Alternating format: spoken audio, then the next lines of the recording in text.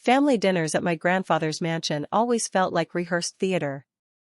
The silverware gleamed too brightly, the laughter arrived on cue, and every smile seemed carefully measured.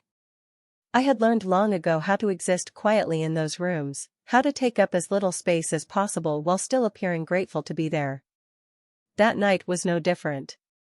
I sat near the end of the long dining table, smoothing invisible wrinkles from my dress, listening to my relatives speak over one another about investments, vacations, and future plans that never seemed to include me. My sister Clara sat closer to Grandpa, radiant as always, her laugh ringing out like music people wanted to hear. She had always been that way, confident, adored, unquestioned. I was halfway through my meal when my grandfather placed his fork down. The sound was small, but it sliced through the noise like a blade.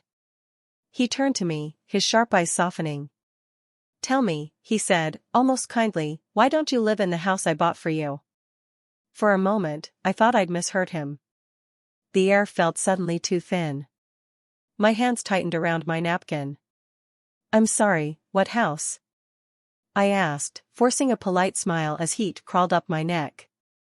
"The lake house," he replied. "I bought it years ago. I assumed you wanted a quiet life away from the city."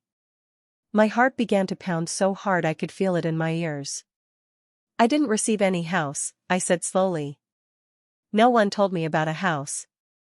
Silence fell like shattered glass. Every face around the table froze. My aunt's smile slipped. My uncle stared down at his plate. And then there was Clara. My grandfather's gaze shifted to her. Her face had gone pale, as if someone had drained all the color from it. "Grandpa," she laughed nervously, waving her hand, "you must be mistaken."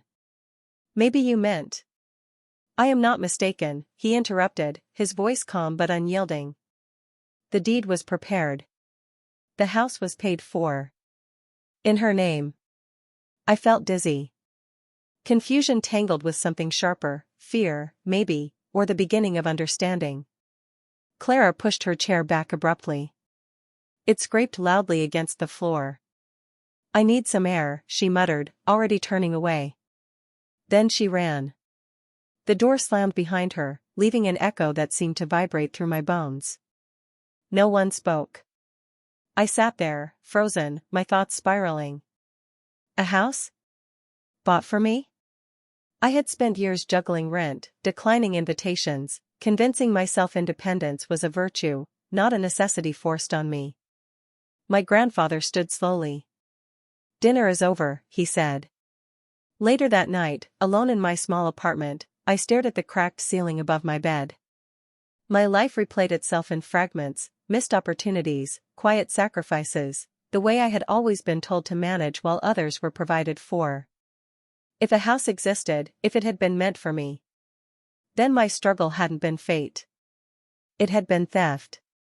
And somewhere deep inside me, beneath the shock and the hurt, something else began to rise, something steady and unbreakable. The truth was coming. And nothing would ever be the same again. Sleep never came that night. I lay awake listening to the hum of traffic outside my apartment, the familiar sound suddenly foreign, almost mocking. The question my grandfather had asked at dinner repeated in my mind like a cruel echo. "Why don't you live in the house I bought for you?" By morning, confusion had hardened into something heavier. I needed answers. My grandfather called just after sunrise. His voice, usually firm and commanding, sounded tired. "Come to the house," he said. "We need to talk." I arrived to find him in his study, surrounded by open folders and yellowed documents.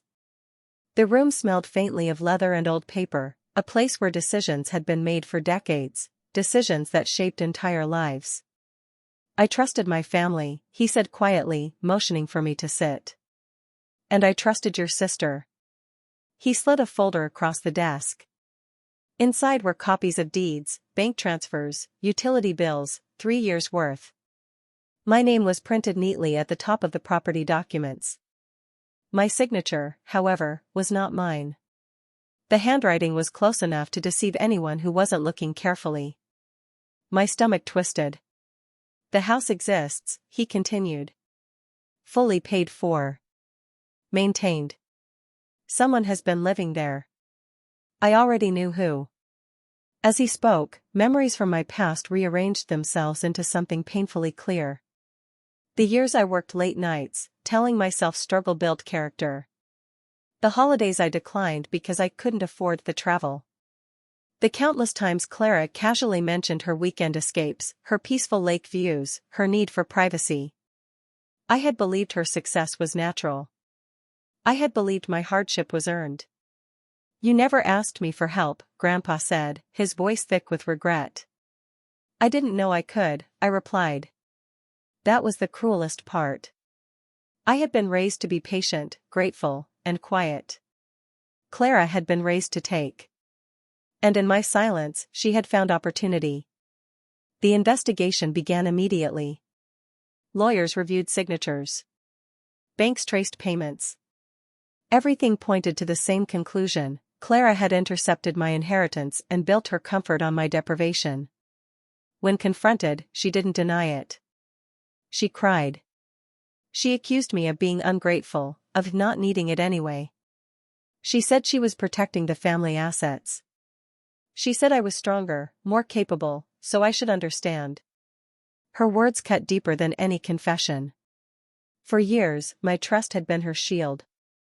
I left my grandfather's mansion that evening feeling hollow but clear. This wasn't about property anymore.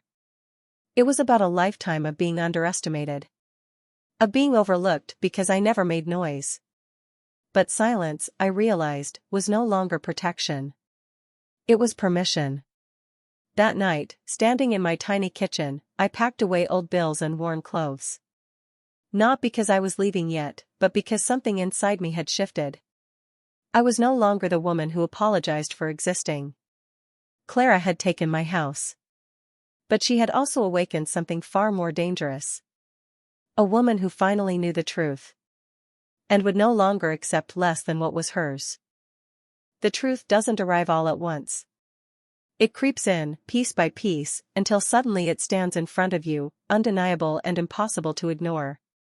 Within a week, my grandfather's house transformed into a quiet battlefield. Lawyers moved in and out of the study, their voices low and serious. Documents were copied, signatures compared, timelines reconstructed. I sat through it all, listening more than speaking, the way I always had, but this time, every word sharpened my resolve. Clara avoided me. She didn't answer my calls. She stopped showing up to family events. It was as if disappearing might erase what she had done.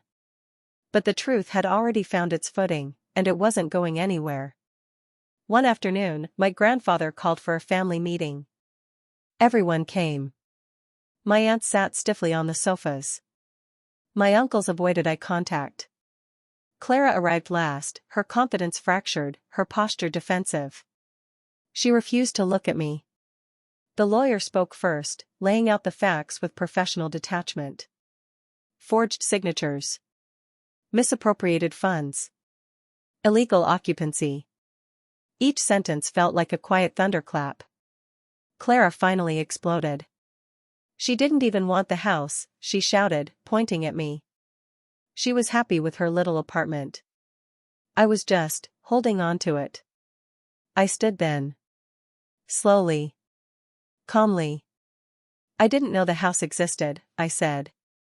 "Because you made sure I wouldn't." The room went silent. My grandfather rose to his feet. "Enough," he said. "This family was built on trust. You broke it." For the first time in my life, Clara looked small. She pleaded. She cried. She blamed our upbringing, our parents' deaths, my grandfather's expectations. She said she was afraid of being left behind. But fear doesn't excuse theft. The decision came swiftly. The house would be returned to me immediately. Clara would be required to vacate within 30 days. Funds would be recovered where possible. Consequences would follow. No shouting. No drama. Just justice. After the meeting, I stepped outside onto the terrace, breathing in the cool evening air. I felt strangely light. Vindication didn't feel explosive, it felt grounding. Later that week, I visited the house for the first time. The lake shimmered under the sun. The porch creaked softly beneath my feet. It was beautiful. Peaceful. Mine. Inside, traces of Clara remained, designer furniture, carefully curated decor, but none of it felt like home. I walked through each room slowly, imagining what could have been. And what still could be. I didn't feel anger. I felt clarity. The truth had stepped into the light, and with it came a quiet power I had never known before. I wasn't reclaiming just walls and land. I was reclaiming my voice. And I wasn't finished yet. The house smelled faintly of cedar and sunlight when I returned the next morning, the scent mingling with the crispness of fresh paint. It was empty now, quiet in a way I hadn't realized I'd craved all my life. Clara had been gone for a week, leaving only her traces, a few scattered belongings, her designer shoes lined up neatly by the door. I didn't touch them. Some reminders are best left where they are. I walked through the rooms slowly, letting my hands brush over the polished surfaces. Every detail spoke to the life I had been denied, not just the rooms, the furniture, or the view of the lake, but the years of patience, the struggles that had never needed to be mine. I had spent so long apologizing for existing, for wanting comfort, for dreaming. Now, for the first time, I felt entitled to all of it, not because anyone had gifted it to me, but because I had earned it simply by refusing to be silenced. I called my lawyer to finalize the paperwork. The process was swift. Clara's attempts to dispute it legally fell flat under the weight of evidence. No one argued with the truth. She had lived off me for years, quietly, smugly, but the law could not favor deceit. I didn't gloat. I didn't spread the news. My revenge, I realized, was not in her humiliation but in my reclamation. Each step I took through the house felt like a reclamation of myself, my dignity, my confidence, my independence. Sweet revenge doesn't roar. It grows quietly, like a tree rooting itself after a storm. Neighbors who once knew Clara as the cheerful young woman suddenly glanced at me differently. It wasn't malicious. It was respect. They saw the quiet daughter who had endured, who had waited, who had finally claimed what was hers. I smiled at them gently, the satisfaction internal, unspoken. I spent the afternoon unpacking personal belongings, photos, books, letters I had saved through years of scarcity. My favorite chair by the window became my sanctuary. I could sit there and look out at the lake, the sun glinting on the water, feeling the weight of betrayal lift from my shoulders.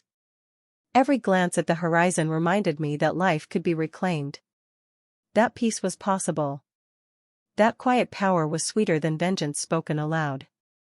When Clara called, I didn't answer. I read the message anyway, her words desperate, pleading, demanding explanations, forgiveness, a reconciliation I wasn't ready to offer. I deleted it without replying. There was no place for her drama here. She had already lost what mattered, not just the house, but the family's trust. And I had gained more than I ever expected, myself. Over the following weeks, I restored the house, adding small touches that reflected me. A garden bloomed along the lake's edge, wildflowers and herbs, a symbol of patience and endurance. I invited close friends for quiet dinners, laughter filling the rooms in a way that betrayal never could. My grandfather visited often, nodding proudly but without need for ceremony. We shared quiet conversations, rebuilding the trust that had been hidden beneath years of deceit. At night, I'd sit in my favorite chair, drink in hand, watching the moon shimmer on the lake. Clara's absence was a ghost, but I didn't mourn her. Instead, I savored the calm, the knowledge that justice, subtle, firm, unshakable, had been served. Revenge, I realized, isn't about cruelty or spectacle. It's about reclaiming what is yours, standing tall when the world expects you to kneel, and finding the quiet strength to rebuild. And in that house by the lake, I finally did. I was home.